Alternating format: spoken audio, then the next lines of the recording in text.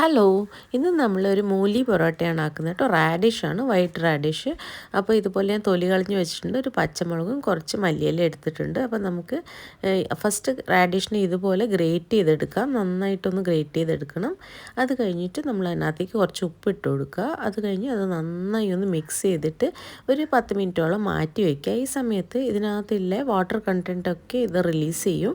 നമ്മൾ കക്കിരിക്കൊക്കെ ഉപ്പിട്ട് വെക്കില്ലേ, അപ്പം ഉണ്ടാവുന്ന പോലെ. എന്നിട്ട് നമ്മളിത് നന്നായിട്ടൊന്ന് പിഴിഞ്ഞെടുക്കുക. 10 മിനിറ്റിന് ശേഷം പിഴിഞ്ഞെടുക്കുമ്പോൾ അതിൽ നിന്ന് വെള്ളം കണ്ടൻ്റ് എല്ലാം അതിൻ്റെ നമുക്ക് ഇതുപോലെ പിഴിഞ്ഞെടുക്കാൻ പറ്റും. ഓക്കെ, അപ്പം നമുക്ക് ഡ്രൈ ഫോമിലാണ് വേണ്ടത്. നമ്മൾ സ്റ്റഫിങ്ങിന് ഉപയോഗിക്കുന്നതുകൊണ്ട് വാട്ടർ കണ്ടൻറ്റ് തീരെ ഉണ്ടാവാൻ പാടില്ല. ഇതുപോലെ ഫുള്ളായിട്ട് നമ്മൾ റാഡിഷ് ഫുള്ളായിട്ടും പിഴിഞ്ഞെടുക്കുക. അതിനകത്തേക്ക് ഞാൻ കുറച്ച് പച്ചമുളക് ചെറുതായി അരിഞ്ഞതും മല്ലിയില ഇട്ട് കൊടുക്കുന്നുണ്ട്.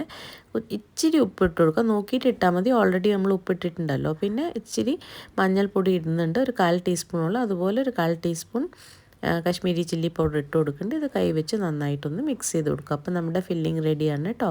ഇനി നമുക്ക് സാധാരണ പോലെ നമ്മുടെ ചപ്പാത്തി പരത്തി എടുത്തിട്ട് അതിനകത്തേക്ക് ഈ ഫില്ലിങ് വെച്ച് കൊടുക്കുക വേണ്ടത്. അപ്പോൾ ഇത് വളരെ ഈസി ആയിട്ടുള്ള റെസിപ്പിയാണ്.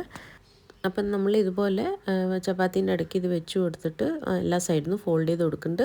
ഇതുപോലെ സ്റ്റഫ്ഡ് പൊറോട്ട ആക്കുമ്പോൾ ഞാൻ മുന്നേയും പറഞ്ഞിട്ടുണ്ട്, നല്ല പോലെ മാവ് ഇതിൻ്റെ മുകളിൽ പൊടിയിട്ട് കൊടുക്കണം. അത് കഴിഞ്ഞിട്ട് നമ്മൾ കൈ വെച്ചിട്ട് ഇതുപോലെ ഈവൺ ആയിട്ടൊന്ന് സ്പ്രെഡ് ചെയ്ത് കൊടുക്കണം.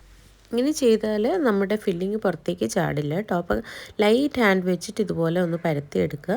ഇനി നല്ല ചൂടായ തവയിലേക്ക് ഇട്ട് കൊടുത്തിട്ട് നമ്മൾ നന്നായിട്ട് 2 ഭാഗവും വേവിച്ചെടുക്കുക. അപ്പോൾ ഇതിനേക്ക് നമ്മൾ ഉപയോഗിക്കേണ്ടത് സൺഫ്ലവർ ഓയിലാണ്, അല്ലാതെ വെളിച്ചെണ്ണ ഒന്നും ഉപയോഗിക്കരുത്. അതേപോലെ നമുക്ക് വേണമെങ്കിൽ നല്ലെണ്ണ ഉപയോഗിക്കാം, അത് നിങ്ങളുടെ ഇഷ്ടത്തിനനുസരിച്ച്. അപ്പോൾ 2 ഭാഗവും നന്നായിട്ടൊന്ന് കുക്ക് ചെയ്തെടുക്കുക. ഇതിനകത്തേക്ക് നമ്മൾ ഗീ ഒന്നും ഉപയോഗിക്കുന്നില്ല. അപ്പോൾ ഇതെന്തായാലും ട്രൈ ചെയ്ത് നോക്കുക. താങ്ക്